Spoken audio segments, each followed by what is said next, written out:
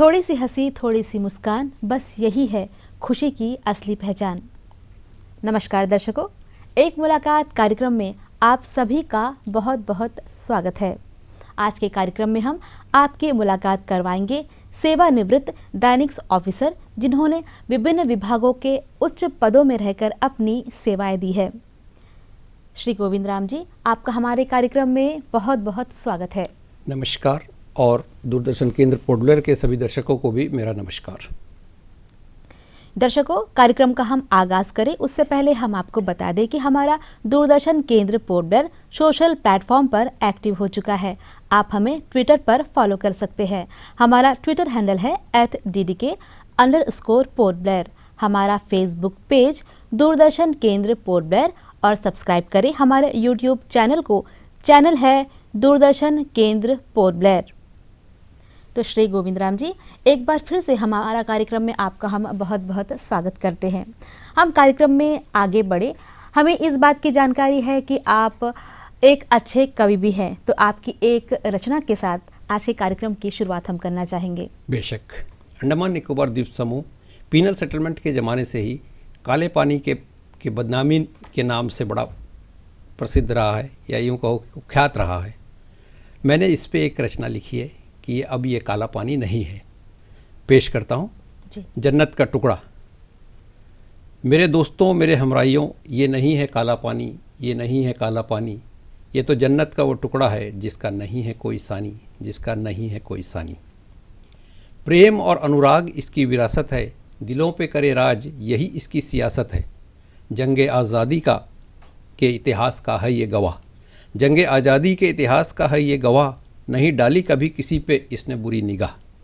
पूरब से पश्चिम तक, उत्तर से दक्षिण तक, पूरब से पश्चिम तक, उत्तर से दक्षिण तक सारी संस्कृतियों को इसने है संजोया। इसकी गोद ने हर किसी को दी पनाह, यहाँ आकर नहीं किसी ने कुछ खोया। हिंदी यहाँ आके बन गई हिंदुस्तानी जी। हिंदी यहाँ आके बन गई हिंदुस्तानी। मेरे दोस्तों, मेरे हमराइयों, ये नहीं है काला पानी, ये नहीं है काला पानी, ये तो जन्नत का वो टुकड़ा है जिसका नहीं है कोई सानी, जिसका नहीं है कोई सानी। होली, दिवाली, क्रिसमस या हो ईद उल फितर, होली, दिवाली, क्रिसमस या हो ईद उल फितर, हिंदू मुसलमान गले मिलते शामो सहर। था फिरंगी का शासन या रहा जापानी कहर बरपाया, था फिरंगी का शासन या रहा जापानी कहर बरपाया, सबने मिलकर यहाँ दुख दर्द बटाया। यहाँ हीरा लाल हाजी के नाम से जाना जाता रहा, यहाँ हीरा लाल हाजी के नाम से जाना जाता रहा। यहाँ अकरम खान दुर्गा माँ की मूर्ति सजाता है, यहाँ मजीद अली पंडित का सहायक बन हिंदू जोड़ों की शादी करवाता है। यहाँ हिंदू, मुसलमान, सिख और ईसाई है हकीकत में भाई भाई, यहाँ हिंदू, मुसलमान, सिख और ईसाई है हकीकत में भाई भाई। यहाँ होली के दिन तो हर कोई प्रेम के इतने रंगों में रंग जाता है कि कौन राम, कौन रहमान और कौन डिसूज़ा यही नहीं पहचाना जाता है। यही है इसके आन बान और शान की निशानी। मेरे दोस्तों, मेरे हमराइयों, ये नहीं है काला पानी, ये नहीं है काला पानी, ये तो जन्नत का वो टुकड़ा है जिसका नहीं है कोई सानी, जिसका नहीं है कोई सानी। यहाँ एक दूसरे से सटे हुए हैं मंदिर, मस्जिद और गुरुद्वारा, यहाँ एक दूसरे से सटे हुए हैं मंदिर, मस्जिद और गुरुद्वारा, तभी तो है सब में अटूट प्रेम और भाईचारा। कश्मीर से केरल तक और पंजाब से बंगाल तक, कश्मीर से केरल तक और पंजाब से बंगाल तक सबका इससे रिश्ता नाता है। इसीलिए तो मेरा प्यारा अंडमान लघु भारत के नाम से जाना जाता है।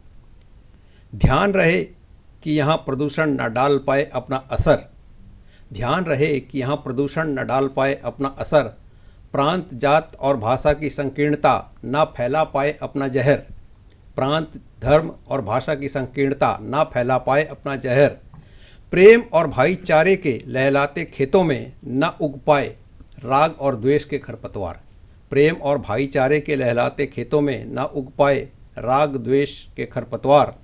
इससे पहले कि हो जाए बहुत देर, इससे पहले कि हो जाए बहुत देर, आओ करें प्रतिज्ञा हम सब, इससे पहले कि हो जाए बहुत देर, आओ करें प्रतिज्ञा हम सब कि नहीं मिटने देंगे किसी सूरत में हमारे गौरव की है ये जो निशानी। मेरे दोस्तों, मेरे हमराइयों, ये नहीं है काला पानी, ये नहीं है काला पानी, ये तो जन्नत का वो टुकड़ा है जिसका नहीं है कोई सानी, जिसका नहीं है कोई सानी। बहुत खूब गोविंद राम जी। अनेकता में एकता की विशेषता बताता ये जो जन्नत का टुकड़ा शीर्षक से आपने जो अभी काव्य पाठ किया, बहुत ही खूबसूरत था। तो अब हम आपके प्रारंभिक जीवन के बारे में जानना चाहेंगे। हाँ, मेरा जन्म पोर्ट ब्लेयर तहसील के टॉलीगंज गांव में हुआ वर्ष 1960 की जनवरी में, जो कि उस समय बिल्कुल विशुद्ध गांव हुआ करता था, अब तो शहर का हिस्सा बन चुका है। मेरी प्राइमरी शिक्षा गांव के ही प्राइमरी स्कूल में हुई। उसके बाद मिडिल स्कूल मैंने मिडिल स्कूल लाइन से किया और हायर सेकेंडरी की शिक्षा निर्मला हायर सेकेंडरी स्कूल से की वर्ष 1976 में। यहाँ मैं जिक्र करना चाहूँगा गर्व के साथ कि निर्मला स्कूल उसी समय अपग्रेड हुआ था हमारे बैच के साथ ही, और हमारा पहला बैच था सीबीएसई के एग्ज़ाम में, जिसमें मैंने न केवल स्कूल टॉप किया था बल्कि पूरे द्वीप समूह के हिंदी माध्यम के छात्रों में मेरा अव्वल स्थान रहा था जी। उसके बाद हमने गवर्नमेंट कॉलेज पोर्ट ब्लेयर से, जो कि इन दिनों JNRM के नाम से जाना जाता है, BA किया, जो पंजाब यूनिवर्सिटी से उस समय एफिलिएटेड होता था और उसका स्टैंडर्ड बहुत टफ हुआ करता था जी। और उसके बाद फिर नौकरी में आ गए। कई नौकरियों में मैंने इधर से उधर स्विच ओवर किया और अपने करियर के आखिरी के सालों में 2013 से 2017 तक जब मैं दिल्ली सरकार में तैनात था तो मैंने चौधरी चरण सिंह यूनिवर्सिटी मेरठ से BA LLB भी कर लिया। जी जी सर, आप बहुत ही प्रतिभाशाली है। जिस तरह से आपने बताया आपके प्रारंभिक जीवन के बारे में, आपकी शिक्षा के बारे में, तो गोविंद राम जी आप कई विभागों में अपनी सेवाएं दे चुके हैं, उच्च पद में रह चुके हैं, तो जो आपका सफ़र है, सेवाएं आपने दी है सरकार को, उस बारे में बताएं। मेरे कैरियर की शुरुआत की थी मैंने 1980 में बतौर लोअर ग्रेड क्लर्क जी। उसके बाद केंद्र सरकार का एक विभाग हुआ करता था नेशनल सैंपल सर्वे ऑर्गेनाइजेशन, मैं उसमें स्विच ओवर किया एज इन्वेस्टिगेटर। उसके बाद उद्योग विभाग में मैं इकोनॉमिक इन्वेस्टिगेटर रहा 2 साल। उसके बाद तहसीलदार सेलेक्ट हुआ, 1985 में तहसीलदार में मेरी तैनाती हुई और फिर 2001 में डायनिक्स में हमारा प्रमोशन हुआ। डायनिक्स में प्रमोशन होने के बाद हमने कई विभागों में अपनी सेवाएं दी, जैसे deputy director civil supplies, forest settlement officer, SDM, director civil supplies, assistant commissioner tribal welfare और एग्जीक्यूटिव ऑफिसर AAJBS। और उसके बाद वर्ष 2013 में मेरा तबादला हो गया दिल्ली सरकार के अंतर्गत जी, जहां हमने 3 विभागों में अपनी सेवाएं दी as assistant commissioner food supplies और उसके बाद 2 साल एज डिप्टी कमिश्नर ट्रांसपोर्ट और कुछ महीने एडिशनल डिस्ट्रिक्ट मजिस्ट्रेट। बीच में मैं कहना चाहूँगा कुछ समय के लिए जॉइंट डायरेक्टर ऑफ एजुकेशन भी रहा। और जब वापस मैं 2017 मार्च में अंडमान आया तो मेरे लगभग कोई 3 साल की नौकरी बची थी, तो यहाँ मैंने मांग कर आपदा प्रबंधन विभाग लिया जी। उसके बाद मुझे फिर एडिशनल चार्ज फिर से सिविल सप्लाईज डिपार्टमेंट का और ट्राइबल वेलफेयर डिपार्टमेंट का भी दे दिया गया जी। और 2020 जनवरी 31 तारीख को जब मैं रिटायर हुआ तो मेरे पास उस समय 2 विभाग थे, आपदा प्रबंधन विभाग और जनजाति कल्याण विभाग जी जी। तो आगे बढ़े हम कार्यक्रम में, उससे पहले एक और काव्य रचना आपकी हम सुनना चाहेंगे। बेशक, ये जरा अखिल भारतीय स्तर पे है ये रचना जी। वर्ष 2014 में अपने देश भारत को एक विलक्षण नेतृत्व प्राप्त हुआ, हम सभी जानते हैं, और उस विलक्षण नेतृत्व में देश ने देश के स्तर पर जो विकास किया, बहुमुखी विकास, उसके साथ ही साथ अंतर्राष्ट्रीय स्तर पर देश की जो छवि बनी, तो उस विलक्षण नेतृत्व को अंगीकार करते हुए मैंने ये रचना लिखी थी लगभग 2 साल पहले, वो पेश करता हूँ। शीर्षक है युग परिवर्तन। है चौसर वही, है पासे वही, दरबार भी वही है चौसर वही, है पासे वही, दरबार भी वही है, एक खिलाड़ी के बदलते ही बाजी पलट गई जी। है कागज़ वही, है कलम वही, हालात भी वही है कागज़ वही, है कलम वही, हालात भी वही है, ये शायर का है कमाल की इबारत बदल गई। है नैया वही, है पतवार वही, समंदर भी वही है नैया वही, है पतवार वही, समंदर भी वही है, माझी के बदलते ही सफ़र की दिशा ही बदल गई। बापू का सपना वही, झाड़ू वही, गली कूचे भी वही है बापू का सपना वही, झाड़ू वही, गली कूचे भी वही है, बस एक ऊंची सोच से झाड़ू की किस्मत बदल गई। इतिहास वही, अखंडता वही, भारत महान भी वही है। इतिहास वही, अखंडता वही, भारत महान भी वही है। श्रद्धा से लौह पुरुष की तस्वीर की रंगत बदल गई। है पड़ोस वही, पड़ोसी वही, उसकी फितरत भी वही है। है पड़ोस वही, है पड़ोसी वही, उसकी फितरत भी वही है। सेनापति के बदलते ही सेना की हिम्मत बदल गई। है दुनिया वही, है लोग वही, दुनियादारी भी वही है। है दुनिया वही, है लोग वही, दुनियादारी भी वही है। निभाने की रिवायत से देश की हैसियत बदल गई। उसकी नेक नियति पे मित्रों मत सवाल तुम करो। उसकी नेक नियति पे मित्रों मत सवाल तुम करो। बंदे के नियत देख, अच्छे अच्छों की हालत बदल गई। उसकी नेक नियति पे मित्रों मत सवाल तुम करो। बंदे की नियत देख, अच्छे अच्छों की आदत बदल गई। और अंतिम छंद है कि कहे तन्हा, मौका जो दिया है तो इत्मीनान भी रखो। कहे तन्हा, मौका जो दिया है तो इत्मीनान भी रखो। तुम खुद कहोगे यारो, अपनी तो किस्मत बदल गई, अपनी तो किस्मत बदल गई। आपकी ये जो रचना है ये काफ़ी अच्छी है, काफ़ी उम्दा है और काफ़ी प्रशंसनीय है। जैसे कि आपने बताया कि आप कई सरकारी विभागों में उच्च सेवाएं आपने प्रदान की है, अपनी सेवाएं दी है। अभी आपने डिज़ास्टर मैनेजमेंट करके बताया, जो प्राकृतिक आपदाएं हैं जो कि अचानक आती है और उसके लिए हमें तैयार रहना पहले से बहुत ज़रूरी है। उस समय आप लोगों ने वो सेवाएं दी हैं और इस तरह के प्राकृतिक आपदाओं में किस तरह की सेवाएं आपने दी है, उस समय का जो आपका अनुभव है वो हम जानना चाहेंगे। ये आपका प्रश्न बड़ा संदर्भ वाला है जी। वैसे डिज़ास्टर और डिज़ास्टर मैनेजमेंट इस शब्दावली से हम 2004 के दिसंबर तक शायद ही वाकिफ़ थे। जी जी। 26 दिसंबर 2004 की जो सुनामी आई तो उसमें काफ़ी कैजुअल्टी हुई, लगभग 5000 से ऊपर जाने गई, खासकर निकोबार ज़िले में। उसकी मुख्य वजह थी ज्ञान का अभाव। लोगों ने सुना कि समुद्र का पानी नीचे चला गया तो लोग बजाय सेफ जगहों पे जाने के तट के किनारे गए ये देखने के लिए कि समुद्र का पानी नीचे क्यों गया, और तब तक सुनामी की बड़ी लहर आई और उन सब की जीवन लीला समाप्त कर गई। आज स्थिति ये नहीं है। सुनामी के तुरंत बाद जो रिलीफ, रेस्क्यू और रिहैबिलिटेशन का कार्यक्रम शुरू हुआ तो उस समय कुछ बंदे लेकर के प्रशासन ने ये काम हाथ में लिया और हमें बड़ी प्रशंसा ये कहते हुए कि इतने डैमेज के बावजूद भी हमारे इन द्वीपों ने बहुत अच्छा काम किया। और आपको शायद जानकारी होगी कि डिज़ास्टर मैनेजमेंट एक्ट भी 2005 में आया उस बड़ी आपदा के बाद ही, और फिर उसके तहत हमारे इन द्वीप समूह में डिज़ास्टर मैनेजमेंट डिपार्टमेंट की स्थापना की गई, यूटी डिज़ास्टर मैनेजमेंट अथॉरिटी और तीनों ज़िले में डिस्ट्रिक्ट डिज़ास्टर मैनेजमेंट अथॉरिटी की स्थापना की गई।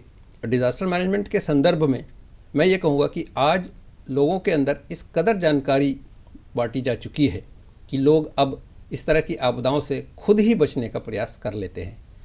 समय समय पर विभिन्न द्वीपों में मॉक ड्रिल्स का आयोजन किया जाता है। स्टेट कंट्रोल रूम आज जो है अंडमान निकोबार प्रशासन के डिज़ास्टर मैनेजमेंट का है, ये बहुत सक्षम है। कुछ ही मिनटों में आपदा की जानकारी प्राप्त करना और उस जानकारी को जनता के बीच डिसेमिनेट करना, ये बहुत सफलता से किया जा रहा है। मैं उस विभाग में लगभग 3.25 साल था और उस वहाँ रहते हुए हमने कई योजनाएं बनाई। हमने सभी ग्राम पंचायतों और ट्राइबल एरियाज़ में सभी ट्राइबल काउंसिल्स को फर्स्ट डिज़ास्टर मैनेजमेंट फाइटिंग के लिए डिज़ास्टर मैनेजमेंट टूल किट प्रदान किया हुआ है। और उसके साथ ही लगभग हर पंचायत में वॉलंटियर्स आइडेंटिफाई किए गए, उनका एनरोलमेंट किया गया। और एक बड़ी ambitious project on the anvil थी जब मैं रिटायर हुआ कि 32 जगहों पे विभिन्न टापुओं में ऑटोमेटेड सायरन की स्थापना की जानी थी। मुझे अब ज्ञान नहीं है कि वहाँ कहाँ तक पहुँचे हैं, लेकिन मैं ये कहना चाहूँगा कि दिसंबर 2004 में हम जहाँ खड़े थे उससे आज डिज़ास्टर मैनेजमेंट के मामले में हम मीलों आगे निकल चुके हैं। लेकिन ये ऐड करना चाहूँगा कि डिज़ास्टर और डिज़ास्टर मैनेजमेंट एक ऐसा सब्जेक्ट है कि हमें संतुष्ट होकर, निश्चिंत होकर बैठ नहीं जाना है, हमें आगे और प्रयास करते रहना है। जी, जितना बेहतर प्रयास होगा, जितने बेहतर तरीके होंगे, उतने ही हम जान बचा सकते हैं, और तैयार अगर हम रहे तो आपदाओं को नियंत्रण भी कर जी हाँ, सकते हैं। बिल्कुल, आपने बिल्कुल सही फरमाया। प्राकृतिक आपदाओं को रोका तो नहीं जा सकता है जी, लेकिन उसका उनसे बचा जा मिटिगेशन सकता है। यानी उससे जी, होने वाली क्षति को कितना कम किया जा सकता है, जानो जी, माल की क्षति को जी, जितना कम किया जा सकता है, जी, ये है। और डिजास्टर मैनेजमेंट के संदर्भ में मैं जब भी मॉक ड्रिल्स के में और बाकी सेमिनार्स वगैरह जो हम कार्यक्रम आयोजित करते थे, तो मैं ये कहता था कि नेचुरल डिजास्टर्स के मामले में हमें ये मान के चलना चाहिए कि किसी भी क्षण आपदा आ सकती है। हमें ये दुआ करना चाहिए कि आपदा ना आए, और मान के ही चलना चाहिए कि किसी भी क्षण आपदा आ सकती है। और जब हम ये मान के चलेंगे तो हमारी तैयारी निरंतर जारी रहेगी। जी। इतने आपने अपनी इतनी उपलब्धियों के बारे में बताया, आपने इतनी सेवाएं दी हैं, तो अब हम आपके शौक, हॉबीज़ के बारे में जानना चाहेंगे। हाँ, हमें इस बात की जानकारी हो चुकी है कि आपको कविताएं लिखने का बहुत शौक है। इसके अलावा आपके कौन कौन से शौक हैं? जी हाँ, कविताएं लिखने का शौक़ तो कॉलेज के दिनों से रहा। जी, और मेरा एक काव्य संग्रह फूल और शूल प्रकाशित भी हो चुका है। जी, और लगभग 40-50 के करीब कविताएं और कुछ शेर अभी तैयार है। मेरी दूसरी रचना, कह सकता हूँ कि दूसरी रचना ऑन द एनविल है, और उसका शीर्षक भी मैंने एक अलग सा ही रखा है, तन्हाई की गूंज। जी। सर, हम चाहेंगे कि आप और तन्हाई की गूंज हमें सुनाएं। ये रचना भी मैं जहाँ तक समझता हूँ कि हमारे दर्शक बहुत पसंद करेंगे इसको। जी, ये एक अलग टाइप की रचना है। जी। इसका शीर्षक है धर्म ईमान। मैं एक सच्चा हिंदू हूँ, तुम एक सच्चे मुसलमान। मैं एक सच्चा हिंदू हूँ, तुम एक सच्चे मुसलमान। ले भाई तुम गीता पढ़ लो, मैंने पढ़ रखा कुरान। एक मालिक के दोनों बंदे, नहीं है इसमें कोई संदेह। एक मालिक के दोनों बंदे, नहीं है इसमें कोई संदेह।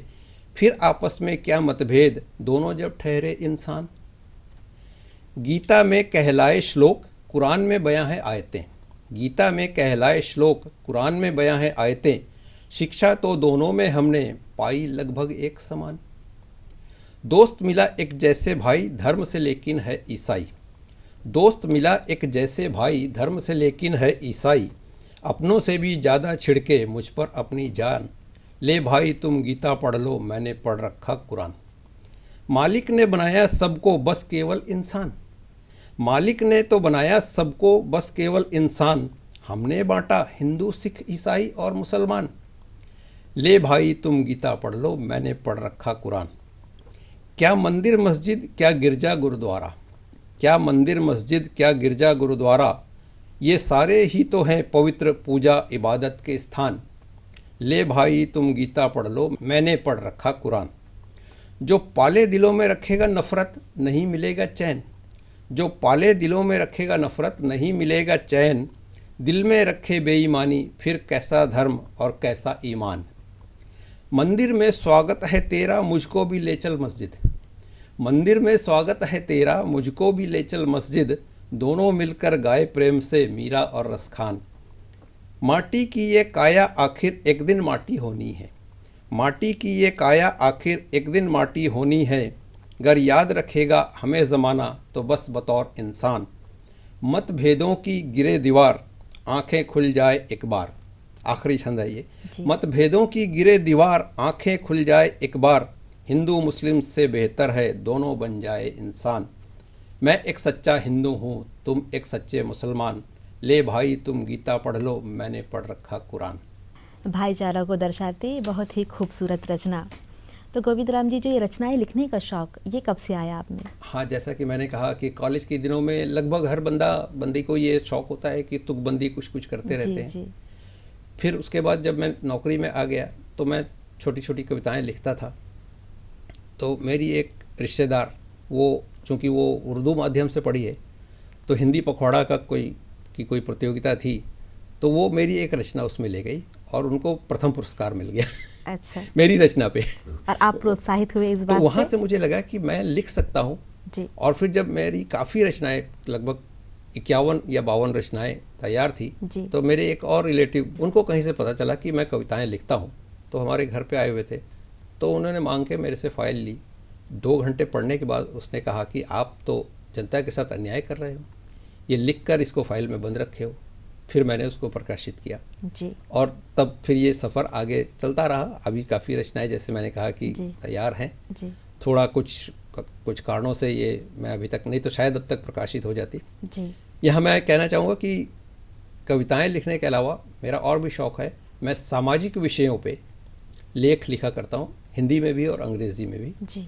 और मेरे कई लेख कई पत्रिकाओं में छप चुके हैं, कई सेमिनार में हमने पेपर फाइल किया है।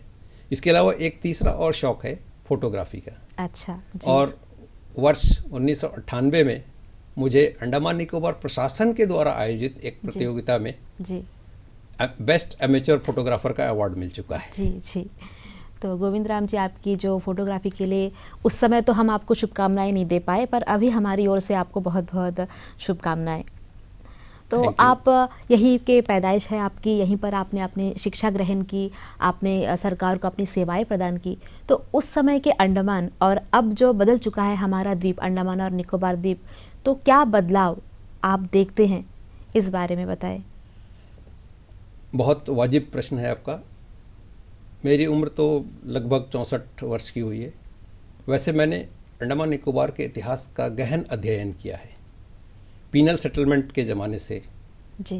10 मार्च 1858 को जो पहला कैदियों का जत्था आया था, तब से लेकर के देश, फिर उसके बाद जापानियों का यहाँ कब्ज़ा, लगभग 3-3.5 साल उनका कब्ज़ा रहा 1942 से 45 तक, फिर पुनः अंग्रेज़ों का कब्ज़ा, ये सारा अध्ययन किया। और देश की आज़ादी के बाद जो विकास इन द्वीप समूह ने किया वो काफ़ी सराहनीय रहा। वैसे इस विकास की प्रक्रिया को एक बहुत बड़ा झटका सुनामी ने दिया था, लेकिन भारत सरकार की मैं प्रशंसा करना चाहूँगा, और अंडमान निकोबार की प्रशंसा के लिए तो शब्द कम पड़ जाएंगे कि जिस तरह से बहुत कम समय में हमने अपने आप को पुनर्स्थापित किया, ख़ास तौर से जो निकोबार ज़िला पूरी तरह से तहस नहस हो चुका था, तो ये काफ़ी काबिल तारीफ़ रहा। हाँ, कुछ नकारात्मक परिवर्तन आए हैं जो कि अनअवॉइडेबल है, जैसे जनसंख्या काफ़ी बढ़ी है, गाड़ियों के बढ़ने की वजह से ट्रैफिक की काफ़ी समस्या आ गई है, पार्किंग की काफ़ी समस्या है। उम्मीद करते हैं कि बड़े जो कॉस्मोपॉलिटन सिटीज़ हैं जैसे दिल्ली, मुंबई, चेन्नई, इनकी तर्ज पे कोई ना कोई आधुनिकतम तरीका निकाला जाएगा ताकि ट्रैफिक की समस्या का समाधान हो सके। गोविंद राम जी, आपने इतनी अच्छी बात कही। अब चलते चलते हम ये चाहेंगे कि आप हमारे जो दर्शक इस वक्त हमसे जुड़े हैं, हमें देख रहे हैं, अपनी तरफ से कुछ संदेश दें। बेशक, अंडमान निकोबार द्वीप समूह की छवि लघु भारत की है। मैं तो इसको अक्सर अपने लेखों में पैराडाइज ऑन अर्थ लिखता हूँ, कहता हूँ जी। धरती पे स्वर्ग। तो मैं अपने इस द्वीप समूह के हर बंधु बांधव से, हर माता बहन से और विशेषकर युवा पीढ़ी से ये अपील करना चाहूँगा कि हमें प्राणपण से हर संभव ये प्रयास करना चाहिए कि हमारे द्वीप समूह की और हमारी ये जो छवि है, ये लघु भारत की छवि, जहाँ देश भर के लगभग हर राज्य से लोग आकर रहते हैं और सप्रेम रहते हैं जी। और एक शब्द यूज़ होता है अक्सर, भाईचारा। यहाँ वास्तव में भाईचारा है। और जो दो बड़े फ्रेज़ यूज़ होते हैं अक्सर कि गंगा जमनी तहज़ीब और भाईचारा, ये बड़े गर्व के साथ, बड़े फ़ख्र के साथ मैं कहना चाहूँगा कि अंडमान निकोबार द्वीप समूह में ये वास्तव में गंगा जमनी तहज़ीब है और भाईचारा है जी। तो पूरे प्राणपण से हमें ये प्रयास करना चाहिए कि हमारी ये जो छवि है, लघु भारत की छवि, ये जो हमारी गंगा जमनी तहज़ीब है, ये हमारा जो भाईचारा है, इसको कभी भी हम नष्ट ना होने दें। इसका प्रयास हमें हर संभव कोशिश करके करना चाहिए। मतभेद हो सकते हैं हमारे बीच जी। मतभेद होना लाजमी भी है। राजनीति के मुद्दे पे मतभेद हो सकते हैं, धर्म के कुछ मुद्दों पे मतभेद हो सकते हैं, सामाजिक मुद्दों पे मतभेद हो सकते हैं, कुछ व्यक्तिगत मुद्दों पे मतभेद हो सकते हैं, लेकिन मतभेद होना चाहिए, मनभेद नहीं जी। मैं दोहराना चाहूँगा कि मतभेद होना चाहिए, मनभेद नहीं। और जब तक मनभेद नहीं होगा तो हमारी ये छवि, द्वीप समूह की छवि, द्वीपवासियों की छवि वैसे ही अक्षुण्ण रहेगी और इंसानियत इस द्वीप समूह में कभी शर्मसार नहीं होगी। जी। तो अब कार्यक्रम समाप्ति की ओर है। एक और काव्य रचना के साथ हम इस कार्यक्रम के समापन करना चाहेंगे। मेरी एक रचना है जो मुक्त कविता है, बिल्कुल जी। कहीं कोई तुकबंदी नहीं है, लेकिन मेरे जितने मित्रों ने भी इसे सुना, ये भी अभी छपी नहीं है, ये तन्हाई की गूंज में छपेगी जी। तो सब ने बड़ी तारीफ़ की। मेरे एक स्कूल के दिनों के मित्र ने कहा कि आप तो बचपन में वापस ले गए हमको। तो ये पेश करता हूँ मैं। वो गुज़रा ज़माना। बहुत याद आता है वो गुज़रा ज़माना, वो अपने खेत के धान से भरा टापा, वो अपने बगीचे के नारियल का ढेर, वो ढेंकी में कुटा ताज़ा तरीन चावल, वो ओखली में तैयार महकता चिवड़ा, वो घर की चक्की का पिसा आटा, वो अम्मा का नित लड्डू और खीर बनाना, वो अम्मा का नित लड्डू और खीर बनाना, बहुत याद आता है वो गुजरा ज़माना।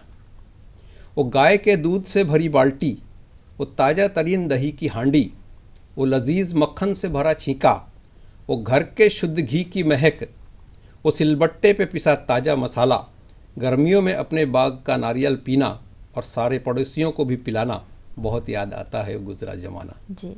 वो अपने बगीचे की ताज़ी सब्जियाँ, वो अपने बगीचे की ताज़ी सब्जियाँ, वो हरा धनिया और महकता पुदीना, वो पपीते अमरूद केले और संतरे, वो मचान से लटकते हरे हरे खीरे, वो अपने अहाते के रसदार अनानास, वो कटहल के पकने पे पूरे मोहल्ले की पार्टी मनाना, बहुत याद आता है वो गुजरा ज़माना, बहुत याद आता है वो गुजरा ज़माना।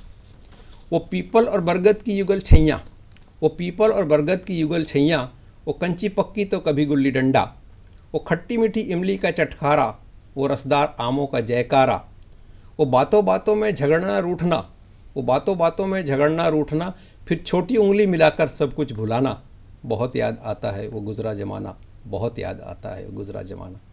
वो मीलों खेतों की हरियाली, वो पास ही बहती बरसाती नाली, वो मीलों खेतों की हरियाली, वो पास ही बहती बरसाती नाली, उसी से होती थी सिंचाई, उसी से तन की सफाई, वो चारे की क्यारी से तोते उड़ाना, वो तीतर के पीछे लंबी दौड़ लगाना, बहुत याद आता है वो गुजरा ज़माना, बहुत याद आता है वो गुजरा ज़माना। और अंतिम छंद है, सबसे ज़्यादा याद आती है वो साइकिल, सबसे ज़्यादा याद आती है वो साइकिल, जिस पे ना होता था पेट्रोल का खर्चा, ना लाइसेंस ना रोड टैक्स का झमेला, कभी कर लो सवारी तो कभी मालगाड़ी, कभी कर लो सवारी तो कभी मालगाड़ी, वो चौराहे पे उससे करतब दिखाना, वो चौराहे पे उससे करतब दिखाना, और कभी कभार घुटने भी छिलाना, बहुत याद आता है वो गुजरा ज़माना, बहुत याद आता है वो गुजरा ज़माना। जी जी गोविंद राम जी, जब भी ये इस कार्यक्रम के जरिए आपके सगे संबंधी जब इस कविता से जुड़ेंगे तो उनकी भी पुरानी यादें जो है वो ताज़ा हो जाएंगी। अवश्य अवश्य होंगी। मेरे कुछ मित्रों ने तो इस रचना की इतनी तारीफ़ की कि कहा कि बचपन के दिनों में ले गए यार वापस। जी जी। तो श्री गोविंद राम जी, आज आप हमारे इस कार्यक्रम में आए, इतनी अच्छी रचनाएं आपने हमें सुनाई, जिसमें हमारे द्वीपों का गुणगान भी है, भाईचारे का संदेश है, और बचपन की खट्टी मीठी यादों को भी आपने साझा किया और अपने अनुभव के बारे में बताया, अपने संघर्ष के बारे में बताया, जो कि बहुत ही प्रेरणादायक है। इसके लिए हमारे दूरदर्शन टीम की ओर से आपका बहुत बहुत धन्यवाद। मैं भी दूरदर्शन केंद्र पोर्ट ब्लेयर का धन्यवाद करना चाहूँगा कि मुझे ये मौका दिया, और ये आशा करूँगा कि भविष्य में भी सामाजिक मुद्दों पे या इस तरह के कार्यक्रमों में हमें अवसर प्राप्त होगा। धन्यवाद जी। तो दर्शकों, कार्यक्रम में चलते चलते हम आपको बता दें कि दूरदर्शन केंद्र पोर्ट ब्लेयर से सोशल प्लेटफॉर्म पर आप कैसे जुड़ सकते हैं। आप हमें ट्विटर पर फॉलो कर सकते हैं। हमारा ट्विटर हैंडल है @DDK_पोर्ट ब्लेयर। हमारा Facebook page Doordarshan Kendra Port Blair, और सब्सक्राइब करें हमारे यूट्यूब चैनल को। चैनल है दूरदर्शन केंद्र पोर्ट ब्लेयर। और आप अगर हमें सुझाव देना चाहते हैं तो हमारा पता है Doordarshan Kendra Port Blair, AIR road, Dilanipur, head post 744102। इसके अलावा आप हमें ईमेल भी कर सकते हैं। हमारा ईमेल आईडी है hopddkportblair@gmail.com। ज़िंदगी में ख़त्म होने जैसा कुछ नहीं होता, बस एक नई शुरुआत हमेशा हमारा इंतज़ार करती है। अगले अंक में आपसे फिर होगी मुलाकात। नमस्कार।